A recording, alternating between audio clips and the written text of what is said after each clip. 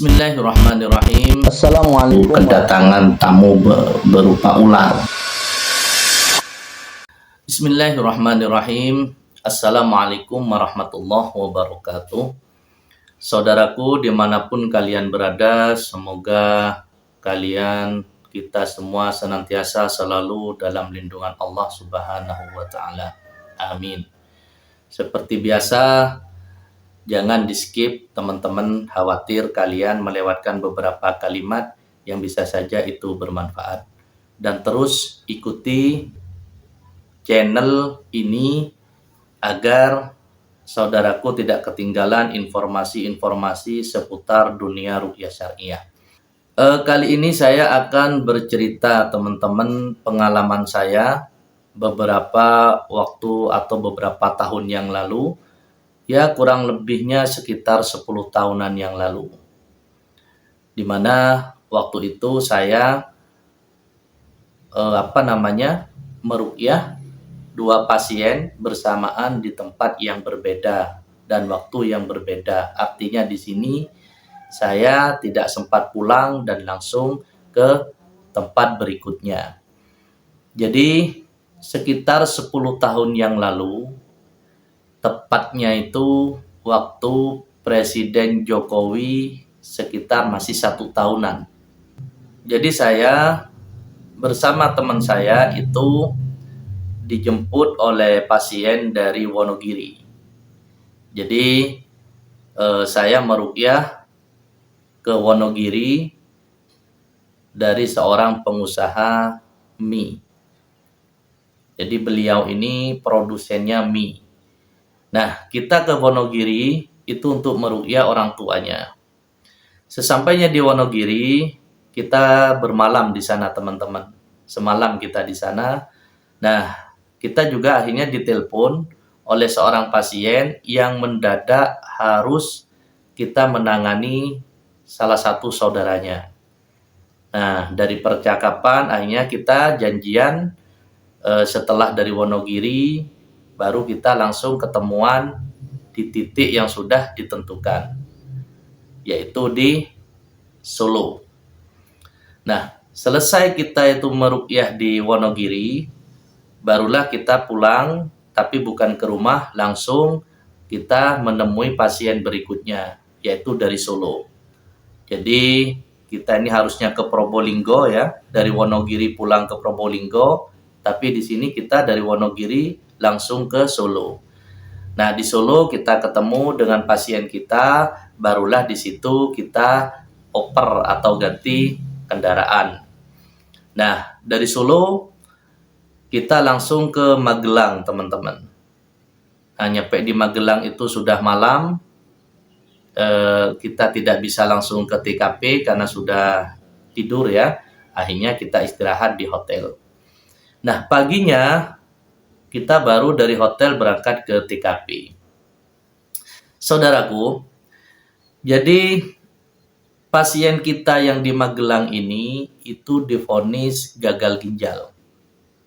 Sampai tangannya ini bersisik. Saya melihatnya tuh hitam terus kayak ada bersisik gitulah. Nah, dia ada di kursi. Kalau enggak clue ya kayak kursi roda gitu. Memang sudah sulit dia untuk berjalan. Dan minumannya pun itu ditakar. Seminggu 2 kali dia harus cuci darah di Jogja. Ya intinya lah di rumah sakit. Seminggu 2 kali dia cuci darah. Nah, setelah itu seperti biasa kita masih bertausiah ya. Jadi kita menyampaikan karena ini pasien yang perdana ya, baru melakukan ruqyah. Jadi SOP-nya itu kita menyampaikan syarat-syarat ruqyah, apa itu ruqyah, terus yang harus dipenuhi yaitu masalah akidah dan lain sebagainya. Jadi siapapun pasien yang mau meruqyah dengan cara syariah, maka wajib harus memusnahkan jimat-jimat. Jadi ini untuk SOP kita ya. Nah, setelah itu barulah dikumpulkan jimat-jimatnya teman-teman dan dimusnahkan. Nah, setelah itu barulah dimulai acara pengobatan ruqyahnya. Nah, yang meruqyah pertama kali itu adalah teman saya. Jadi dari ya pagi lah, sekitar jam berapa, jam 10-an paling ya, itu diruqyah. Saudaraku, tahukah kalian, ini diruqyah dari pagi sampai sore, hanya istirahat sholat, jinnya ini tidak keluar. Sedangkan reaksinya keras. Nah, seperti apa jin itu kalau tidak keluar? Itu pasien tetap meronta-ronta, pengen muntah tapi nggak bisa. Jadi ada sesuatu yang mengganjal atau sesuatu yang menekan untuk keluar tapi tidak bisa. Jadi meronta-ronta terus pasien ini. Reaksi terus, reaksinya sangat keras. Nah, sampai akhirnya waktu sampai asar kalau tidak keliru. Masih sholat lagi. Nah, setelah itu barulah sama teman diserahkan ke saya. Karena memang kebetulan ya, bukan kebetulan, artinya begini. Ketika sudah pasien ini ada kesulitan, jinnya bandel, itu biasanya diserahkan ke saya, bukan artian di sini saya lebih hebat, enggak.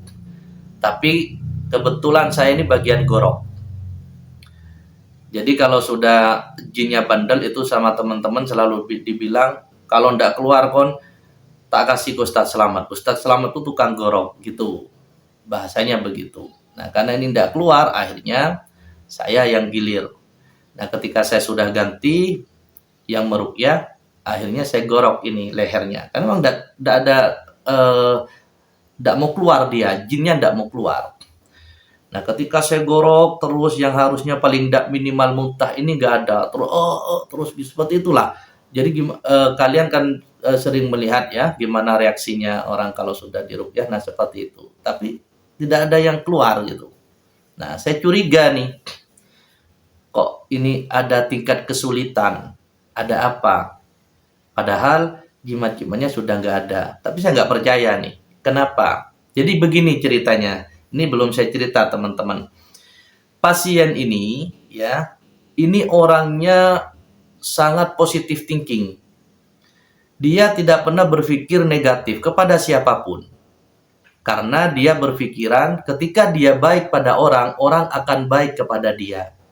Dan disinilah letak masalahnya dia. Dia salah. Kalau beranggapan ketika kita baik kepada orang, orang akan baik kepada kita. Tidak begitu teman-teman. Tapi dia baik-baik. Karena menganut paham seperti itu. Nah, ceritanya si pasien kita ini itu di instansi pemerintah. Pindah tugas dia ke Pati.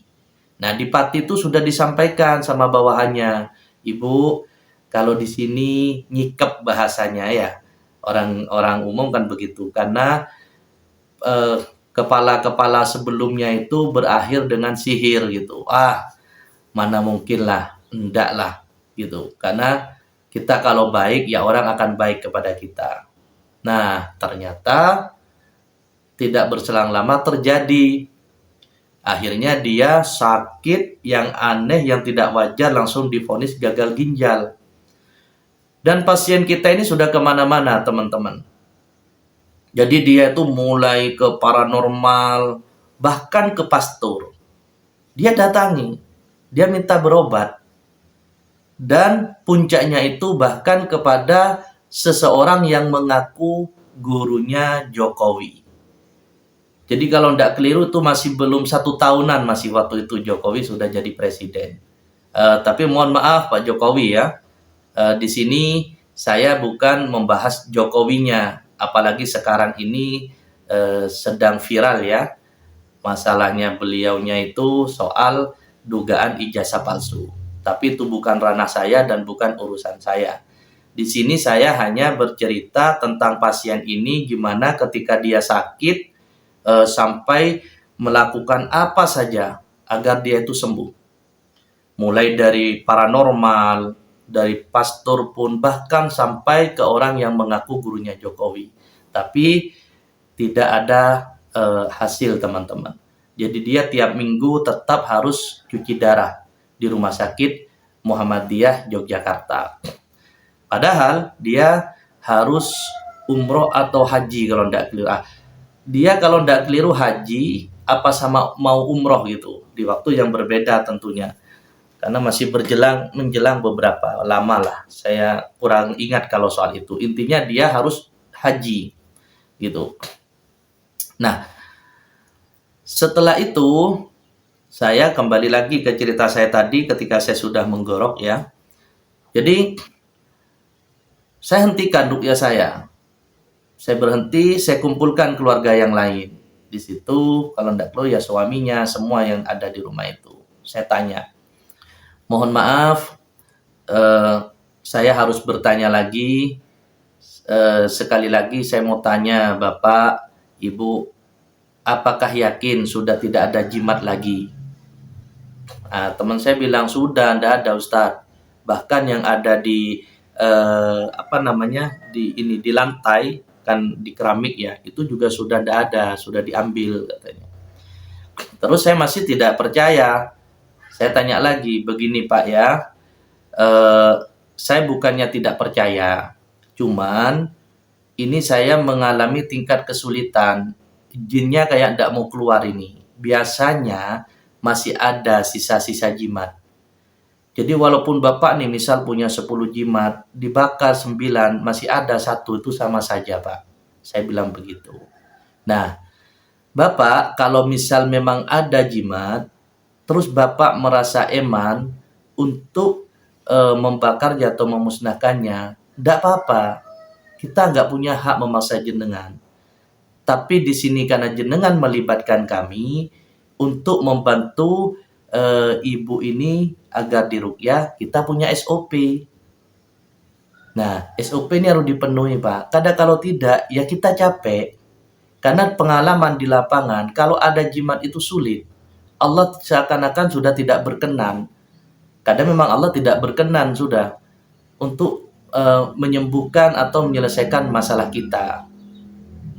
Nah kita Pak jauh-jauh kita belum pulang ke rumah dari Wonogiri langsung ke sini. Semata-mata di sini karena kita berharap keluarga jenengan ibu ini bisa sembuh. Monggo tidak apa-apa, la ikrah fiddin, tidak ada paksaan. Saya bilang begitu. Jadi kalau jenengan masih ada yang eman, sampaikan saja. Kita pulang, kan enak. Tidak ada masalah kok. Di sini kita nggak akan mempermasalahkan begini, apa kapasitas kami mempermasalahkan, tidak bisa. Cuman kalau ada keterbukaan enak.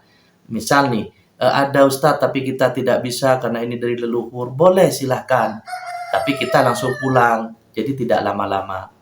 Tapi kalau jenengan itu ingin membakar semua, karena itu memang bagian daripada syarat ya, yang harus dipenuhi ketika kami harus mengobati, ya monggo. Dan Anda harus ikhlas. Nah, disitulah teman-teman. Akhirnya ngaku mereka bahwasanya masih ada sisa 1 jimat lagi. Nah, kenapa saya itu tetap curiga ya? Bukan hanya gara-gara kebetulan di sini karena ada katanya yang ngaku gurunya Jokowi, wah hebat ini. Itu juga bagian daripada indikator kenapa saya masih belum percaya bahwasanya tidak semua ini harus dimusnahkan masih jimatnya. Tapi saya memang melihat dari prosesnya. Nah, akhirnya dia menyampaikan masih ada 1 jimat lagi dan itu ada di rumah satunya yaitu Blora. Langsung saya bilang, ya sudah bakar Pak sekarang, ambil. Boh, jauh Ustaz. Oh mana itu? Boh, berapa jam katanya Pak, 5 jam Pak sampai 8 jam itu dari Magelang ke Blora. Saya nggak tahu ya, hanya saya diketawain. Ketawa sudah di situ kan. Oh alah tak kira dekat, jauh Ustaz. Nah, terus gimana itu? Kalau sudah seperti ini, saya bilang begitu. Ya di sana ada anak Ustaz. Biar saya telepon anak saya untuk dibakar. Akhirnya diteleponlah itu anak dan dikasih tahu tempatnya di mana. Akhirnya diambil dan setelah itu disampaikan ke kita bahwasanya itu sudah jimatnya itu dibakar. Jimat itu berupa sabuk teman-teman. Jadi saya itu di awal itu sudah curiganya kalau masih ada jimat itu begini. Ini katanya sudah bahkan sampai ke orang yang ngaku gurunya Jokowi. Kemungkinan besar kalau di situ ada jimat itu dianggap yang paling hebat, berharga, dan yang kemungkinan yang mahal juga kan. Karena saya memang tidak terlalu jauh bertanya soal itu. Nah, ternyata benar. Akhirnya satu jimat itu yang tidak dibakar. Ya bisa saja itu karena mahal atau apa kan. Setelah selesai itu dibakar, Masya Allah, qadarullah teman-teman ya, beberapa hanya saya membaca ayat-ayat ruqyah, seperti biasa saya gorok, dia langsung muntah. Bahkan ini ceritanya supir ya, supirnya pasien itu, yang nunggu saya, yang dari Solo itu, dia katanya hampir kayak terpental gitu. Jadi kayak ada sesuatu yang melewati dia. Nah, biasanya kalau seperti itu connect namanya. Artinya koneksi kalau kepada orang-orang yang tidak bermasalah, tidak merasakan seperti kita yang tidak merasakan seperti itu. Nah, terus setelah itu saudaraku ya, teman-teman semuanya, Masya Allah, dia langsung berdiri, langsung enak jalan dia. Wajahnya langsung berseri, yang awalnya itu tangannya ini, jadi dia itu seperti bersih ya, saya lihat, itu sudah mulai bersih. Dan bahkan saking senengnya saya dibawa ke rumah makan apung. Ya bukan urusan rumah makan apungnya apa, saya nggak urusan itu ya. Tapi saya melihat bahagianya, bersyukurnya dia kepada Allah. Dia ingin ingin menikmati. Jadi Ustadz, saya makan ini aja diukur. Nah, ini ternyata saya sudah enak, saya ingin menikmati kebersamaan, mumpung ada saudara juga dan jenengan semua, kita ingin kebersamaan lah, seperti itu. Jadi orang-orang Magelang mungkin tahu ya rumah makan apung, kalau tidak keliru seperti itu. Ya memang dia ada di kayak terapung itu ya. Nah, jadi selain itu pesan yang juga mau saya sampaikan teman-teman, khususnya kepada peruqyah. Jadi untuk siapapun di sini teman-teman peruqyah, ketika kita membawa ruqyah ini atas dasar syariah, maka pegang. Jangan, ini pengalaman saya di lapangan, saya melihat di lapangan, jangan hanya kita tebang pilih. Ketika orang-orang tidak punya, kita ketat SOP-nya, tapi kepada orang kaya, kita itu tidak ketat. Karena terkadang takut dia tidak mau, wah ini gede nih, ini kalau saya terlalu ketat nanti nggak mau, wah kehilangan momen saya. Jangan begitu. Karena di sini kita, walaupun kita profesional, artinya di sini kita berprofesi seperti dokter, seperti yang lainnya, tapi di sini kita ada misi dakwah. Karena dakwah kita bagaimana orang keluar dari kebodohan, khususnya di bidang perjimatan ini. Karena ini yang membawa kepada kekafiran, kesyirikan. Adapun kalau kalian itu masalah harga, silahkan. Yang penting kita profesional, sesuaikan dengan skill kita. Tapi jangan mendolimi. Kalau orang tidak punya, nah seperti kita sudah 21 tahun kita meruqyah, kita subsidi silang teman-teman. Jadi kalau nggak punya bahkan kita gratiskan. Jadi kita sesuaikan. Yang kaya, ayo keluarkan. Karena banyak orang-orang di luaran kaya habis ratusan bahkan miliaran kan, keluaran, belum tentu juga sembuh. Di sini terkadang Allah beri kesembuhan. Apa yang mau diemani, ya kan? Nah, dan kita bisa subsidi ke yang tidak punya. Tapi dengan catatan, jangan bohongi umat. Urusan sembuh tidaknya itu bukan milik kita. Yang penting kita sudah profesional. SOP-nya kita jelasin. Kalau kita syariah, ada misi dakwah, orang jangan sampai dibodohi dengan pembodohan-pembodohan, percaya dengan klinik-klinik dan lain sebagainya. Kita jelasin. Karena kalau kita pilih orang ketika kaya, kita tidak enak menyampaikan terutama dalam jimat, ya sama-sama rugi. Kita ya rugi. Karena juga belum tentu apa yang kita harapkan dapat. Terus orang itu, saudara kita, dia dalam keadaan kebodohan, masih percaya dengan hal-hal yang berbau kesyirikan.